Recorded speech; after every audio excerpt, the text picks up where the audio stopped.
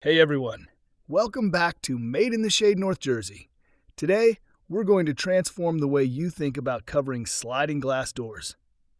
Inspired by Nate Berkus' design tips and HGTV's trusted advice, we're moving beyond those outdated vertical blinds you might still have hanging around. Have you considered floor-to-ceiling drapes? They're a fantastic way to add some elegance and drama to your space. Plus, they're not just a treat for the eyes. They're functional too.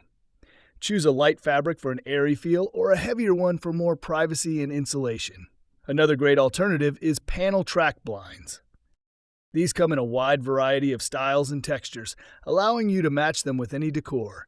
They slide smoothly and can be stacked neatly to one side, giving you a modern, sleek look that's truly made in the shade.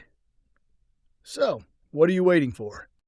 Say goodbye to vertical blinds and give your sliding doors a fresh new look. Subscribe to our channel for more interior design tips and let us know in the comments which option you're most excited to try. Until next time, stay stylish.